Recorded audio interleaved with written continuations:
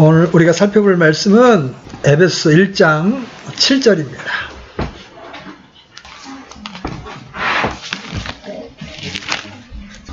에베소 1장 7절. 찾으셨으면 같이 읽습니다. 시작. 그 사랑하시는 자 안에서 우리가 그분의 풍성한 은혜에 따라 그분의 피를 통해 구속 곧 죄들의 용서를 받았도다. 아멘. 우리는 지난주에 이미 교회 산출의 역사가 성삼위의 하나님이 각 위별로 행하신 것의 산물인 것을 보았습니다. 우리가 3절과 6절에서 우리는 성부 하나님이 하시는 일에 대해서 들었습니다. 그분은 세상에 창건 이전에 우리를 위하여 구원 계획을 세우셨죠? 하나님이 세우신 계획이 뭐예요? 우리가 사랑 안에서 그분 앞에 거룩하고 흠이 없게 되고, 이게 선택의 목적이죠. 그 다음에 주 예수 그리스도로 말미암아 하나님의 아들들이 되어 하나님의 은혜의 영광을 찬양하게 하려는 것, 이게 하나님의 계획이었습니다. 이제 우리는 그 목적과 계획이 아들 하나님을 통하여 어떤 방식으로 이루어지는가 하는 것을 보게 됩니다. 그 말씀이 7절부터 12절에 나와 있어요. 우리가 거룩하고 흠이 없고 하나님 보시기에 하나의 오점도 없는 아들들이 되기 위하여 요구되는 것이 무엇입니까? 분명히 우리가 그러한 지위를 얻기까지는 하나님 편에서 많은 것들이 행해져야 할 필요가 있습니다. 우리가 그러한 지위를 얻는데 가장 큰 장애는 바로 죄의 장벽이에요. 하나님과 우리 사이를 낸 것은 우리의 죄입니다. 이사야 선지자는 우리에게 이렇게 말합니다. 여러분, 이사야서 59장 1절로 2절을 다녀옵니다. 이사야서 59장 1절로 2절. 자, 찾으셨으면 같이 읽습니다. 시작. 보라, 주의 손이 짧아서 구원하지 못하는 것도 아니요 그분의 귀가 둔하여서 듣지 못하는 것도 아니라 오직 너희의 불법들이 너희와 너희 하나님 사이를 갈라놓았고 너희 죄들이 그분의 얼굴을 너희에게서 숨겼으므로 그분께서 듣지 아니하시리라. 그래서 하나님께서 우리를 위하여 예정하신 지위, 바로 하나님의 아들의 지위를 얻기 전에 하나님과 우리 사이에 서 있는 어떤 장애가 제거되어야 합니다. 그 장애를 제거하는 방법이 바로 오늘 에베소 1장 7절에 나온 구속이에요. 우리는 여기서 매우 중요한 용어인 구속이라는 말에 대해서 집중적으로 살펴볼 겁니다. 하나님은 창세전에 우리를 구원하실, 교회를 산출하실 계획을 세우셨고, 그 계획을 따라 때가 참에 하나님께서는 아들 하나님을 이 땅에 보내셨습니다. 뭐 하려고? 구속하시려고. 우리를 구속하시려고. 이 말은 신약 전체를 통해서 우리의 구원을 위하여 쓰여지는 말입니다. 시간이 없으니까 제가 읽어만 드릴 테니까 잘 들어보십시오. 디도서 2장 14절에서 바울은 이렇게 말합니다. 그분께서 우리를 위하여 자신을 주심은 모든 불법으로부터 친히 우리를 구속하시고 정결하게 하사 선한 행위에 열심을 내는 백성 곧 자신을 위한 특별한 백성이 되게 하려 왔습니다. 사도 베드로도 같은 표현을 사용하고 있습니다. 베드로전서 1장 18절로 19절.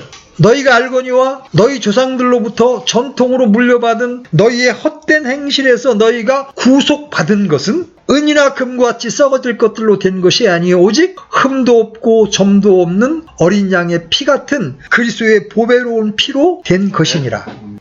이 용어가 그처럼 중요한 것이니만큼 우리는 구약이나 신약에서 그 말이 어떤 의미로 쓰여지고 있는가를 명확히 해야 합니다.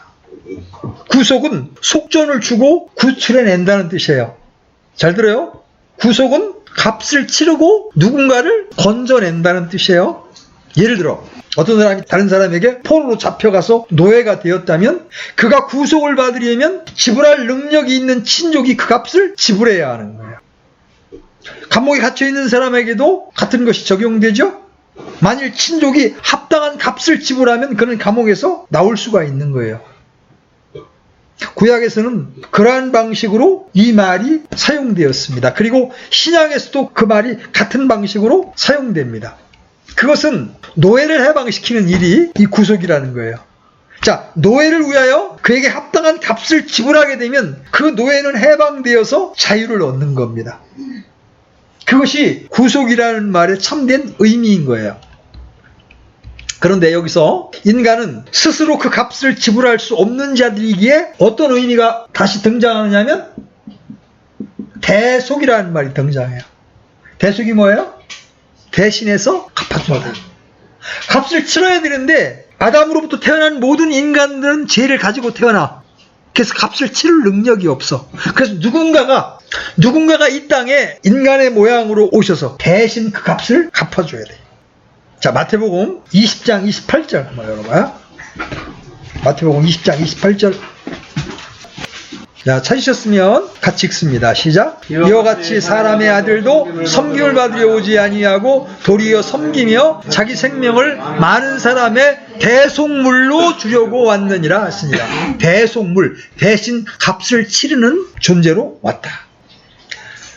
바울이 디모데에게 쓴 편지 디모데전서 2장 6절도 똑같이 말합니다. 그분께서 정하신 때에 증언을 받기 위해 모든 사람을 위해 대속물로 자신을 주셨느니라. 그래서 주님은 어떤 다른 사람이 할 수 없는 일을 하기 위해서 오셨습니다. 그것은 자신의 생명을 많은 사람들을 위한 대속물로, 속전으로 주려고 오신 거예요. 그래서 이 구속이라는 말이 의미하는 것은 인류 전체가 죄의 결과로 인해서 종의 자리에 있다는 걸 의미하는 거예요. 그죠? 구속이 왜 필요해? 우리가 지금 종의 자리에 있다. 누구의 종? 죄의 종, 마귀의 종이 되어 있는 거예요. 아담의 범죄로 인하여 우리 안에 죄가 들어왔고, 그래서 우리는 죄를 지을 수밖에 없어. 그 죄를 짓는 자는 누구의 종이에요? 마귀의 종, 죄의 종이에요. 그래서 이 종을 해방시키려면, 자유롭게 하려면 대가가 지불돼야 돼. 근데 우리 스스로는 지불할 능력이 없어. 그래서 죄 없는 하나님의 아들께서 이 땅에 인간으로 오셔서 33년 동안 의로운 삶을 사시고, 왜? 대속물이 되려면, 우리의 죄값을 지불하려면 의가 있어야 돼. 그래서 33년 동안 아버지께 철저하게 순종하시고, 그리고 마침내 모든 피를 뿌리시면서 죽기까지 순종하심으로 그분은 이 땅에서 하나님 보시기에 유일한 의로운 분이 되신 거예요. 그래서 그 의로운 분이 불의한 우리를 대신하여 구속을 이루어 놓으신 거예요. 아멘? 세상은 사람들이 인정하든 인정하지 않든 모두 죄의 노예와 사탄의 노예가 되어 있는 상태예요. 우리는 우리 자신을 해방시킬 수가 없어. 그래서 주님께서 우리를 구속하기 위해서 이 세상에 오신 거예요. 그분이 이 세상에 오셔서 우리를 해방시키기에 충분한 값을 대신 지불하신 거예요. 값을 지불하셨다.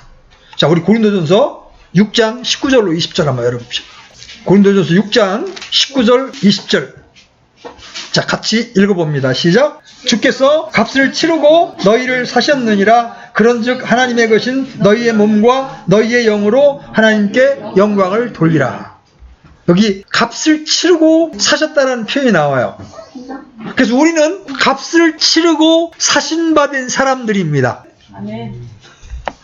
우리가 요한계시록을 보면 영화롭게 된 성도들이 하나님을 찬양하는 장면이 나오는데, 그때 뭐라고 얘기하느냐면, 주께서 죽임을 당하시고 주의 피로 모든 족속과 언어와 백성과 민족 가운데에서 우리를 구속하사 하나님께 드리셨으며, 이렇게 찬양합니다.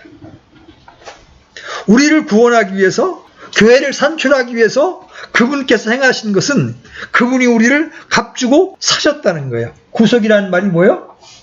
값주고 사셨다. 어린 친구들 잘 들어봐요. 예수님이 자신의 피로 우리를 사셨다면 우리에 대한 소유권은 누가 가지고 계신 거예요? 응? 예수님이죠. 그죠? 그래서 이제는 우리는 예수님의 종이 되는 거예요. 마귀의 종에서 예수님의 종으로, 죄의 종에서 의의 종으로 바뀌는 거예요.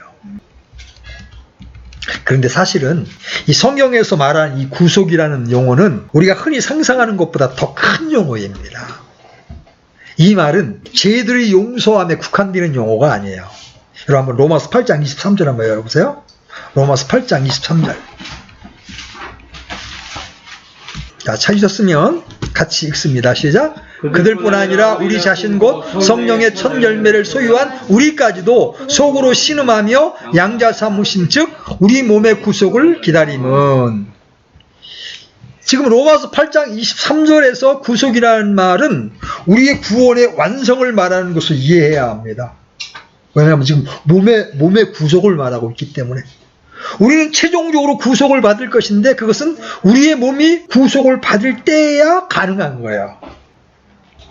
부활이든 몸의 변화를 통해서 우리가 이 죄의 몸을 벗을 때 구속이 완성되는 거예요. 그러나 우리의 몸은 아직 구속을 받지 아니한 상태죠. 그죠? 그러므로 우리는 이미 구속을 받았고 또 다른 면에서는 구속을 기다리고 있다고 말할 수 있는 겁니다. 그렇죠? 그래서 우리가 온전한 구속을 이루려면 먼저 내 지체 속에 있는 죄의 법이 제거돼야 돼. 그건 몸이 변화될 때까지는 불가능한 거야. 그러므로 이 구속이라는 말은 죄들의 용서함이라는 말에 국한시킬 수는 없는 거야. 그런데도 사도는 어째서 에베소 1장 7절에서 구속을 죄들의 용서함이라는 말로 소개하고 있는가? 그것이 구속을 정의하는 온전한 의미가 아닌데도 말이죠. 여기서 우리는 중요한 요점을 발견하게 됩니다. 그것은 구속에 있어서 첫 번째 요소가 되는 것은 죄들의 용서함이라는 거죠. 시작이. 구속의 첫 번째 단계는 죄들의 용서함이라는 거예요. 구속은 궁극적으로 내 몸이 영원롭게 되는 것을 최종적인 목표로 두고 있지만 그것은 죄들의 용서함부터 시작하는 거예요. 그것이 1차적인 단계입니다. 다음에 오는 모든 것을 위하여 문을 연 열쇠와 같은 거예요. 이제 구원파에서 이 제사함이라는 걸 굉장히 강조합니다. 그러다 보니까 부활이나 성화의 영역을 간과합니다. 그래서 우리가 좀 부족하다고 이렇게 이제 판단을 하는데 그럼에도 불구하고 우리의 신앙의 시작에 있어서 죄들의 용서함은 매우 중요한 것입니다. 왜 그래요? 신앙의 기초가 되기 때문에 그렇습니다. 구속의 제일 단계는 죄들의 용서함을 받는 겁니다. 먼저 과거의 죄들이 해결을 받고 죄인에게 임해 있는 하나님의 진노, 하나님의 정죄에서 벗어나야 하는 거예요. 여러분 성경에 의하면 믿지 않는 자들의 머리 위에는 뭐가 쌓여져 있어요? 하나님의 진노가 쌓여져 있는 거예요. 이 하나님의 진노를 피하기 위해서는 구속을 받아야 돼. 누군가가 내게 쏟아질 진노를 대신 받아줘야 돼. 그걸 누가 대신 받았어요? 여러분에게 쏟아질 죄에 대한 진노를 누가 대신 받아줬어요? 예수님이. 우리를 사랑하시는 예수님이 십자가 위에서 그 모든 저주를 다 받으셨어. 그래서 우리의 대속물이 되신 거예요. 그분이 내 대신 죄에 대한 형벌을 받으심으로 나의 모든 죄들이 용서를 받는 거예요. 우리는 본질적으로 죄로 인하여 저주를 받고 죄에 대한 책임을 면할 길이 없는 사람들이었어요. 이 세상 사람들이 그걸 모르고 있을 뿐이에요. 하나님은 성경을 통해서 우리가 죄인이고 죄를 지었고 그리고 심판 아래 있다는 것을 보여주고 있어요. 마귀는 어떻게든 이 말씀을 듣지 못하게 해요. 어느 날 우리가 복음의 말씀 앞에 서면 우리가 어떤 존재인지가 드러나는 거예요. 인생의 모든 문제는 인간이 하나님과의 올바른 관계 속에 있지 않다는 거예요. 그래서 우리가 무엇보다도 필요로 하는 것은 하나님만이 우리에게 줄 수 있는 구속이에요. 그 구속만이 우리와 하나님을 화해하는 자리에 둘 수가 있어요. 하나님과 우리는 원수관계에서 우리가 죄를 짐으로 하나님의 영역을 침범함으로 하나님과 우리가 원수관계였어요. 이런 하나님과 우리가 화해할 수 있는 유일한 길은 누군가가 대신 우리의 죄를 담당하는 거예요. 그 일을 하나님의 아들 예수께서 대신 담당하셨다. 하나님의 진노는 불순종하는 모든 자녀들 위에 머물러 있는 거예요. 그래서 사람이 필요로 하는 것은 바로 하나님께 대하여 화해하는 거예요. 사람은 죄와 죄의 형벌의 문제를 해결받기 전에는 하나님과 화해할 수가 없어요. 그래서 예수님을 믿기 전에는 하나님을 아버지라고 부르지를 못해. 제가 그 전에 이제 저기 모임에 있었던 어떤 분이 대표 기도를 시키면 한 번도 하나님을 아버지라고 부르지 않는 걸 제가 보고 그 구원을 좀 의심한 적이 있었어요. 하나님의 영이 우리 안에 임하면 아버지라 부를 수 있는 거예요. 아빠, 아버지, 하나님 아버지. 하나님을 아버지라고 부를 수 없다면 퀘스천이 있는 거예요. 왜? 주의 영이 임한 사람만이 하나님을 아버지라고 부를 수 있는 거예요. 나는 아무런 거리낌 없이 하나님을 아버지라고 부를 수 있는 거예요. 아빠, 아버지라고 부를 수 있는 거예요. 하나님과 우리는 원수된 관계였기 때문에 내가 예수님을 믿어 구원받기 전에는 하나님을 아버지라고 부를 수가 없어요. 이게 여기서 여러분에게 한 가지 질문을 드립니다. 어린 친구들 특별히 이 질문 잘 들어요. 여러분은 여러분의 죄들이 용서받은 것을 알고 또한 믿습니까? 만일 여러분이 그것을 믿는다면 또 다른 질문을 드릴게요. 어떻게 하나님께서 여러분을 용서하셨습니까? 성경이 용서했다고 말하는데 어떻게 용서하셨습니까? 예수님께서 죄를 대신에 십자가에 못 박혀 죽으심으로써. 자, 다시 에베소 1장으로 다시 돌아갑니다. 이 구속이 어떻게 이루어지는가? 에베소 1장 7절 다시 돌아가서 여러분 마음을 담아서 한번 같이 읽어봅니다. 시작. 그 사랑하시는 자 안에서 우리가 그분의 풍성한 은혜를 따라 그분의 피를 통해 구속 곧 죄들의 용서를 받았도다. 여기서 여러분이 다 중요한 말씀이지만 더 주목해야 될 말씀이 피를 통해요. 피를 통해. 성경은 구속 곧 죄들의 용서함을 받는 것은 그분의 피를 통해서라고 말씀하십니다. 여러분 가끔가다 이 찬송 부를 때 그 찬송 들은 적 있죠? 그 피로 속죄함 얻었네. 그 피로 속죄함 얻었네. 하나님께서는 말씀을 한마디 하심으로 단순히 죄를 사해 주신 게 아니에요. 하나님께서는 그분의 말씀 하나로 세상을 창조하신 분이잖아요. 그죠? 어려운 일이 없어요. 빛이 있으라고 하면 빛이 있는 거예요. 그러니까 그냥 용서하시면 되는 거 아닌가 이렇게 사람들이 생각할 수 있어요. 그에 대한 대답은 죄들의 용서함이라고 하는 것은 그런 식으로 될 수 없다는 거예요. 왜 그럴까요? 하나님은 그런 용서를 하실 수가 없어요. 그 이유는 하나님은 빛이시요 그분 안에는 전혀 어둠이 없는 분이기 때문에 그래요. 하나님께서는 의로우시고 거룩하신 분이십니다. 그래서 죄를 그냥 용서하실 수 없는 거예요. 죄에 대하여는 반드시 심판해야 되는 거예요. 봐요. 하나님이 의롭다고 그러시면서 범죄한 사람을 그냥 용서하시면 하나님이 의로운 거야? 안 의로운 거야? 안 의로우신 거죠? 누군가 죄를 졌는데 법원에서 이 정치 판사들이 무죄 선고를 딱 해. 그러면 그 판사는 의로운 재판관이야? 불의한 재판관이야? 불의한 재판관이죠? 마찬가지예요. 하나님은 말씀 한마디로 우주를 창조할 수 있는 분이시지만 말씀 한마디로 우리를 용서하실 수 없어. 왜? 그렇게 되면 하나님은 불의한 하나님이 되기 때문에 그래요. 하나님께서 죄를 용서할 수 있는 길은 하나밖에 없어요.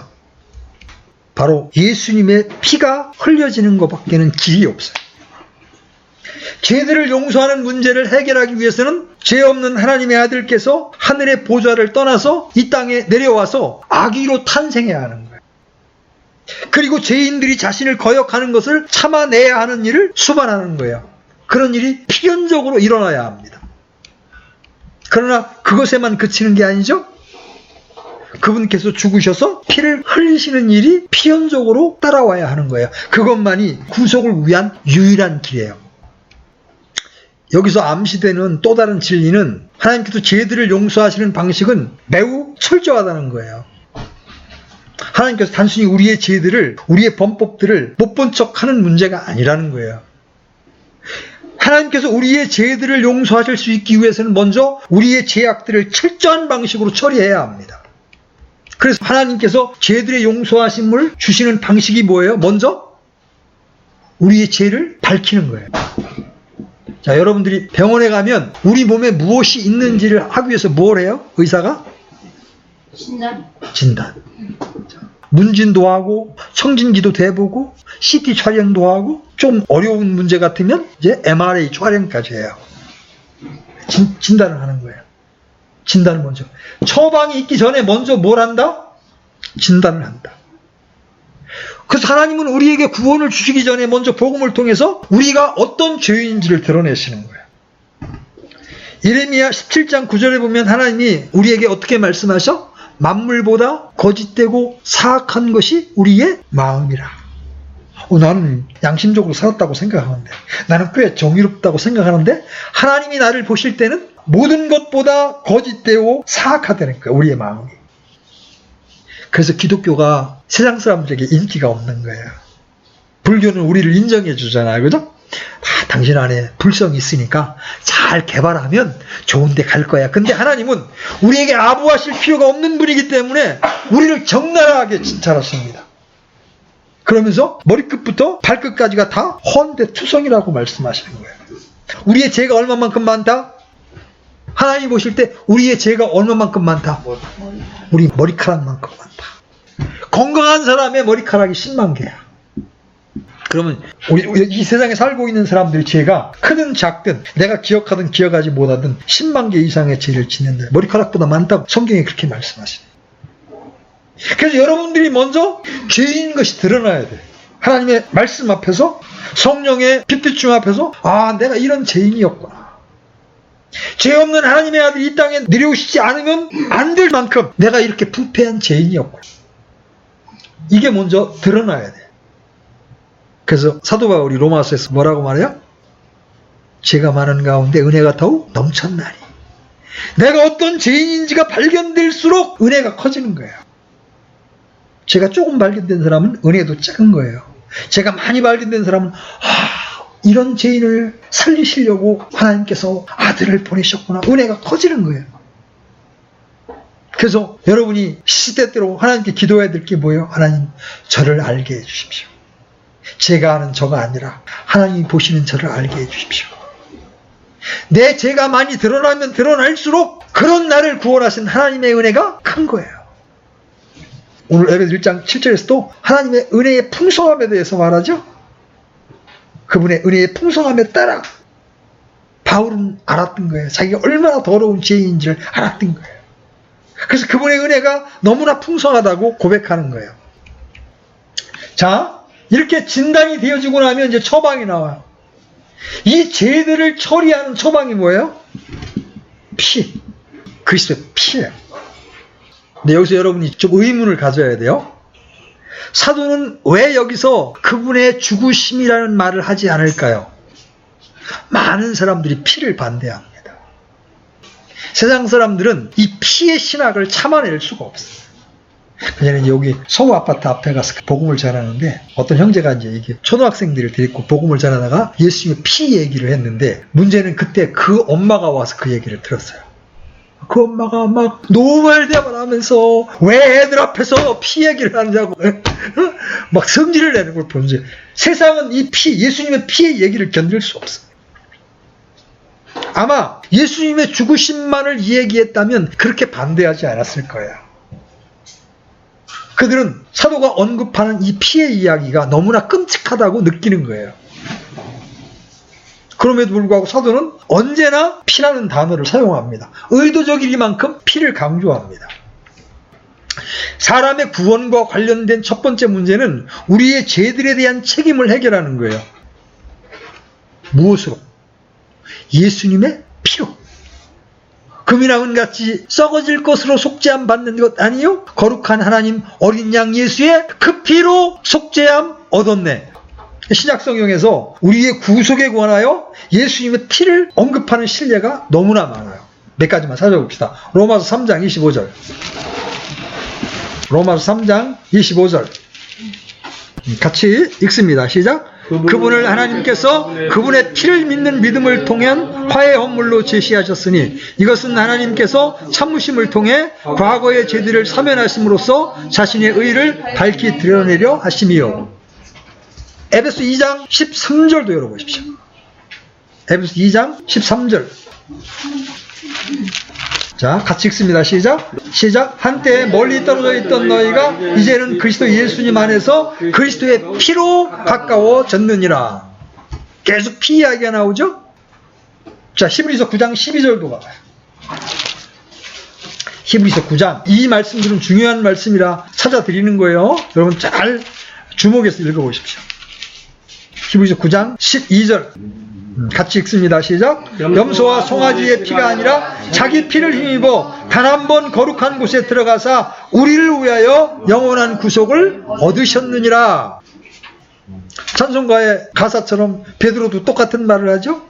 너희가 알거니와 너희 조상들로부터 전통으로 물려받은 너희 헛된 행실에서 너희가 구속받은 것은 은이나 금같이 썩을 것들로 된 것이 아니요 오직 흠도 없고 점도 없는 어린 양의 피 같은 그리스도의 보배로운 피로 된 것이니라. 계속해서 우리의 구속은 피로 이루어진다고 말하고 있어요.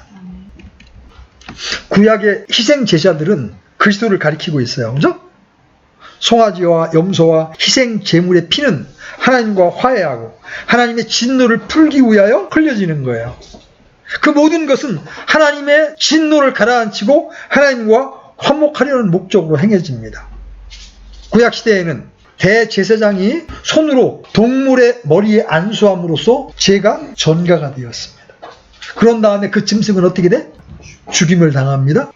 그리고 짐승은 피를 흘립니다. 그런 방법으로 제사함을 받는 거예요. 속죄일에 그런 제사를 드렸죠.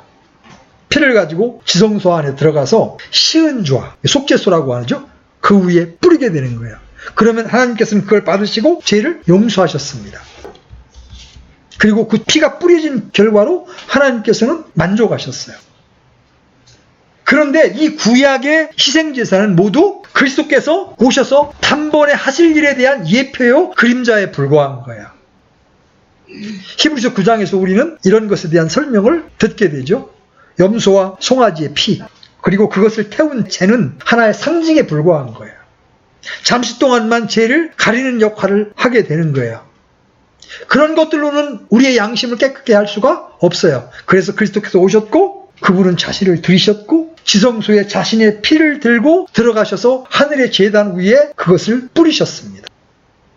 단번에 이루셨어요. 이렇게 용서를 얻게 하는 것은 그분의 피를 뿌림으로 인하여 되는 일입니다. 한번 따라해 보십시오. 피 흘림이 없은즉 사면이 없느니라. 육체의 생명은 피에 있기 때문에 피가 흘려져야만 구속이 일어날 수 있는 거예요. 그래서 우리가 구속과 관련해서 다만 그리스도의 죽으심만 말해서는 안 되는 거예요. 피가 필요합니다. 이제 피 얘기하니까 제가 어떤 형제에게 복음을 전했던 생각이 나와요. 4주째 복음을 들었는데 이게 복음의 선이 분명치 않다는 거예요. 그래서 이제 제가 5주째 제가 질문했어요. 형제님, 예수님의 피가 형제님의 모든 죄를 씻었음을 믿으십니까? 그러니까 그거 못 믿겠다는 거예요. 교회를 7, 8년을 다녔고 저한테도 계속해서 복음을 집중적으로 1시간 반씩 한 달을 들었는데 예수님의 피를 못 믿겠다는 거예요. 그래서 제가 깜짝 놀라서 그때부터 피 얘기만 또 한 달을 했어요. 예수님의 피 얘기. 왜? 예수님의 피의 효력을 믿지 않는 한 구속은 일어날 수가 없기 때문에요. 예수님은 십자가에서 죽으셨을 뿐만 아니라 온몸에 피를 다 쏟으셨죠. 가시 멸관, 밖에서 머리에서 피를 흘리셨죠. 우리가 생각으로 짓는 죄 때문에, 우리가 손으로 짓는 죄 때문에 손에 대못이 박히셨고, 우리가 걸어다니면서 짓는 죄 때문에 발에 대못이 박히시고, 마지막 예수님의 죽임을 확인하기 위해서 십자가 위에서 옆구리에 창에 찔렸을 때 심장이 파열되면서 우리 마음으로 짓는 모든 죄에 대한 대가를 모든 피를 쏟으심으로 치러 놓으신 거예요. 그리고 그 피를 의지해서 하늘 성소에 올라가셔서 속죄소에서 피를 뿌리심으로 우리를 위한 영원한 구속을 이루신 거예요. 그래서 여러분은 그리스도께서 하나님의 어린 양으로서 여러분의 죄악들을 짊어지신 바 되었다는 사실만을 의지하고 오직 그분의 피가 내 죄를 깨끗하게 놓았다는 사실을 믿어야 되는 거예요. 아멘? 예수님은 여러분의 죄의 대가를 이미 지불해 놓으셨습니다. 그리스도의 보배로운 피로 여러분은 구속을 받은 거예요. 하나님의 아들이 나를 사랑하사 나를 위해 자신을 주셨다는 말이에요. 속전을 지불했다는 거예요. 흠없고 점없는 그분의 피가 흘려진 것은 바로 내가 죄들에 대하여 용서받기 위한 것이었어요. 그래서 여러분이 구원받기 위해서 어디를 가야 돼요? 십자가로 가야 돼요. 여러분의 죄악이 그분에게 담당시켜진 것을 여러분이 바라보아야 합니다. 그분이 여러분을 구속하시기 위해서 흘리신 피를 보십시오. 만약 우리가 그리스도의 십자가에서 시작하지 아니하면 그 어떤 것도 가능할 수 없습니다. 우리는 그리스도의 죽으신 그분의 피로 시작해야 하는 거예요. 그런데 이 그리스도의 십자가와 그리스도의 피만큼 우리의 죄를 밝혀주는 것은 어디에도 없어요. 죄들의 용서함을 받기 전에 우리는 우리 죄의 흉악함을 인식해야 하는 거예요. 도대체 우리 죄가 어떻길래, 우리의 죄악이 어떻길래 죄 없는 하나님의 아들이 이 땅에 인간으로 오셔서 하나님의 진노와 저주를 받으셔야 했는가? 나는 엄마한테 불순종한 것밖에 별로 큰 죄인 것 같지 않은데, 이렇게 여러분들 죄를 심사하게 생각할 수 있어요. 그죠? 근데 하나님 보실 때 우리가 행하는 모든 것은 하나님과 원수되는 일만 하는 거예요. 하나님의 관역에 다 벗어난 일만 하는 거예요.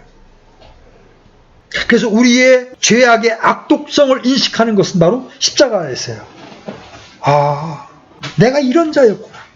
하나님의 아들이 이 땅에 오셔서 나를 위하여 죽으시고 피를 뿌리셔야 할 만큼 내 죄는 흉악하고 악독한 것이었구나. 십자가는 우리로 하여금 우리 자신들을 벌레요 비참한 죄를 범한 죄인으로 보게 하는 거예요. 그래서 찰스 웨슬리라는 사람이 이렇게 노래했습니다. 나의 비열함과 죄가 가득합니다. 나의 비열함과 죄가 가득하오. 사도 바울도 그랬죠? 내 안에 곧 내 육신 안에 선한 것이 거하지 않은 줄 내가 아노니 원함은 내게 있으나 그것을 어떻게 행할지는 알지 못하노라.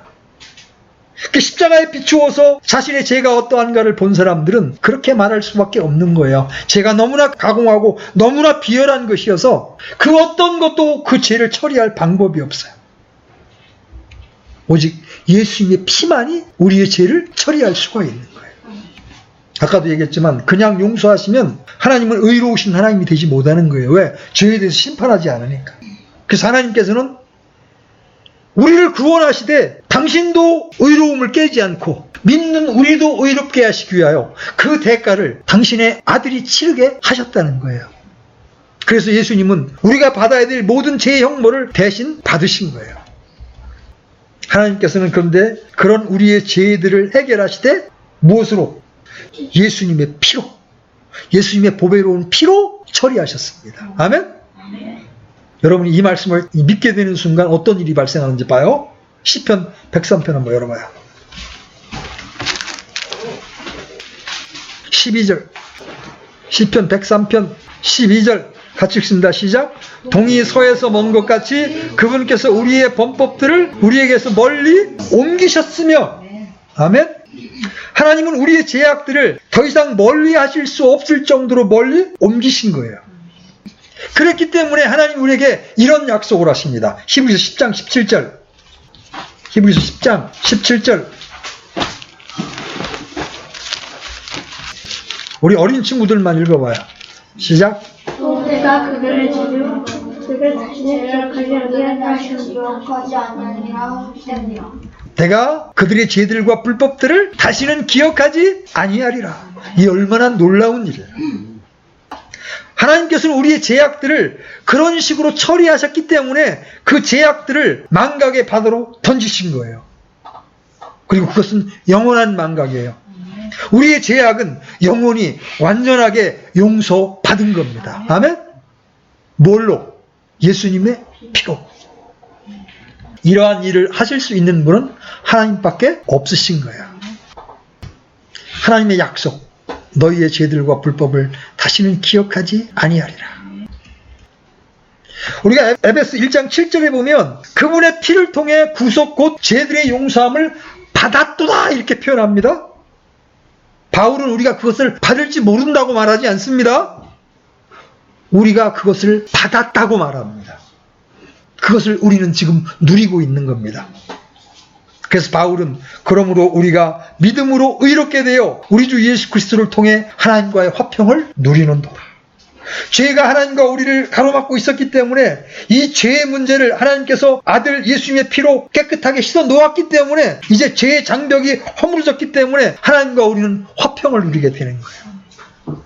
그래서 찬송가 작시자의 고백처럼 평화로다 하늘 위에서 내려오네. 하나님의 평안이 믿는 자의 마음속에 밀려들게 되는 거예요. 하나님께서 우리의 모든 죄들을 지우셨습니다.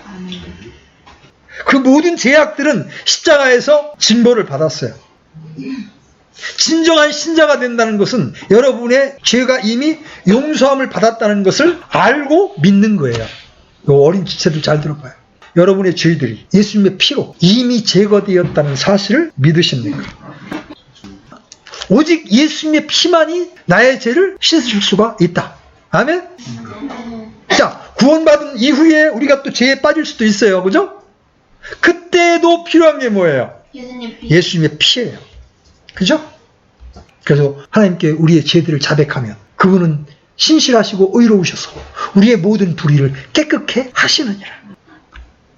신자란 자신의 죄가 그리스도의 피를 통하여 단번에 완전하게 철저하게 용서함을 받은 것을 아는 사람들입니다. 그리고 그 사실을 즐거워하는 사람. 나는 그리스도의 피로 말미암아 구속을 받았다고 자신 있게 말할 수 있는 사람이 바로 신자예요. 그리스도께서는 우리를 구원하시기 위하여, 더 나아가 교회를 산출하시기 위하여 이 구속을 이뤄 놓으신 거예요. 그래서 이 구속을 이루시기 위해서 아들 하나님께서 하신 일이 뭐예요? 가장 첫 번째는 성육신. 아버지의 계획을 따라 때가 참에 이 세상에 인간의 모양으로 오셨습니다. 그리고 우리와 똑같은 이 세상에 살면서 의로운 삶을 사셨어요. 여러분처럼 죄를 짓는 삶을 살지 않고 철저하게 아버지께 순종하면서 의로운 삶을 사셨어요. 그런 다음에 마지막 죽기까지 순종하셨어요. 십자가에 죽기까지 순종하셨습니다. 여러분들에게 자주자주 말하는 거지만 특히 어린 지체들 잘 들어봐요. 마지막으로 오를 의자 다시 한번 설명해 줍니다. 죄인이 의인이 되어야만 하나님 앞에 설 수 있는데 이 오를 의자가 위에 이게 양자예요. 하나님이 어린 양 할 때 양자예요. 밑에 나아자예요. 근데 나아자를 파자하면 손 숫자에 창 과자예요. 손에 창을 들고서 위에 있는 양을 찌르는 게 나예요. 그러면 예수님을 누가 죽인 거예요? 친구들이 한번 대답해봐. 예수님 누가 죽인 거예요? 어린 양? 그러면 역사적으로는 2000년 전에 로마 병정이 예수님의 옆구리를 찔렀지만 영적으로는 내 죄 때문에 예수님이 죽으셨기 때문에 누가 예수님을 죽인 거예요? 내가. 아, 예수님이 나 때문에 죽으셨구나. 내 죄 때문에 십자가에 못 박혀 피를 뿌리시고 죽으셨구나. 이 사실을 믿음으로 받아들이는 사람을 하나님은 의롭다고 인정해 주시는 거예요. 아멘? 아, 예수님이 막연하게 우리의 죄가 아니라 내 죄 때문에 죄 없는 하나님의 아들께서 십자가에 달리셨고 내가 예수님을 찌르는 거였구나. 바로 내가 죄인이고 나 같은 죄인을 위해서 예수님이 피를 뿌리셔서 예수님이 흘린 피로 내 모든 죄가 씻겨지게 하셨다. 이걸 믿는 게 첫 번째 믿음이에요. 하나님은 그렇게 해서 우리를 구원하시고 구원받은 우리를 이제 교회에 두신 거예요. 그리스도의 몸인 교회에 두신 거예요. 그래서 우리를 구원하시려고 아버지 하나님이 계획을 세우셨고 창세전에 우리를 구원할 계획을 세우셨고 때가 참에 역사 가운데 2000년 전 그 아들 예수님을 보내셔서 우리의 구속을 이루셨어요. 이제 다음 주에는 구속을 믿는 자들에게 임하는 성령의 사역에 대해서 이제 공부할 거예요. 우리의 구원, 교회를 산출하는 일에는 성삼위 하나님께서 모두 기능하고 계신다. 역사를 따라 하나님의 사역, 아들의 사역, 지금은 성령의 사역이 지금 역사하고 계신다. 이런 부분들을 이제 살펴보고 있는 거예요. 제가 한 몇 주간 교회에 대해서만 집중적으로 좀 말씀을 전할 거예요. 특히 어린 지체들 눈을 감아요. 어린 지체들 눈을 감아요. 형님이 질문합니다. 내가 죄인이라는 사실과 그런 죄 때문에 죄 없는 하나님의 아들께서 내 대신 십자가에서 형벌을 받으시고 피를 흘려 놓았다는 사실을 이 시간 마음으로 믿고 고백할 수 있습니까? 손 들어봐. 그렇게 고백할 수 있는 사람 손 들어봐. 다시 질문합니다. 그러면 예수님의 피가 내 모든 죄를 씻어 놓았다는 사실을 믿을 수 없다면 아직 나는 하나님의 사람이 아닌 거예요. 그러면 하나님의 사람이 아닌 사람은 지옥의 형벌에 떨어질 수밖에 없다는 사실은 믿습니까? 믿는 사람 손 들어봐. 이렇게 손 내리고. 자, 여러분이 다른 건 다 잊어버려도 사랑하시는 예수님의 피로 내 모든 죄가 용서되었다는 이 사실을 믿으셔야 합니다. 그 사실을 믿을 때 성령께서 우리 안에 들으셔서 우리를 거듭나게 하시는 거예요. 그래서 하나님은 우리를 어디서 만나주셔? 십자가에서 만나주시는 거예요. 예수님의 피가. 그분의 피가 내 모든 죄를 씻어 놓았다. 그리고 그 사실을 믿는 순간 하나님은 내 죄와 불법을 다시는 기억하시지 않는다. 여러분, 이 구속은 오직 예수님의 피로만 가능한 겁니다. 아멘? 이 땅에 아들을 보내주셔서 그분의 죽으심과 피를 통하여 우리의 구속을